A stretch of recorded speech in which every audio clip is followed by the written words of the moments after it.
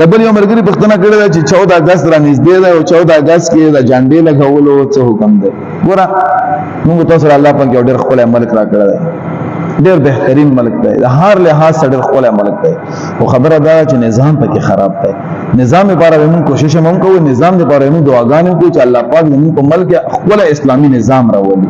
نور ملک زموږ ښکلی ملک دی، اسلامي ملک دی، منځونه پکې ښکلي کولی شو، عبادت پکې کولی شو.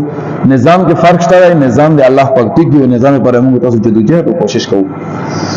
چې یو سړی د خپل ملک سره مینې محبت لپاره جنډه لګوي نو هېڅ قباحت پکې نشته، څه خبره نه ده، بس خیر ده ویلګي جایز ده.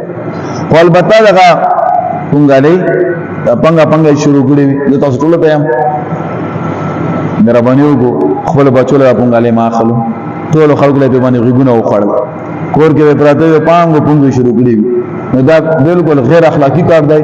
او دغه په باره کې نن یو عالم یوه ویډیو شیر کړې وه يهوديانو په باره کې. يهوديانو ویډیو ما وکتل خپل ذاتي تور باندې 3 يهوديان یا سالور او هغه چې کوم د کله پریشانی غم ته شته راشي نو دا پونګالۍ پنګای او هغه پونګالۍ وسره او ما غشان دي پونګالۍ لګا کوم پونګالۍ په 14 اگست کې پنګاو.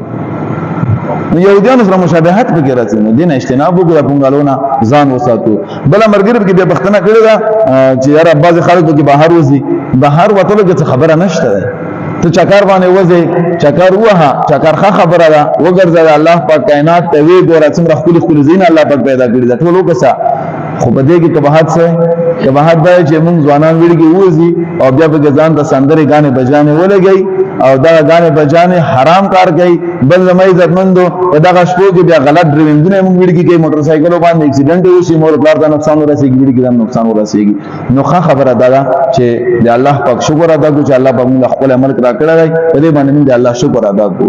او ګوره قرآن عظیم شان کې راځي لئن شکرتم لازیدنکم، که چېرته تاسو شکر ادا کړو نو الله پاک فرمایي زه تاسو پر نور من نعمتونه زیات کړم.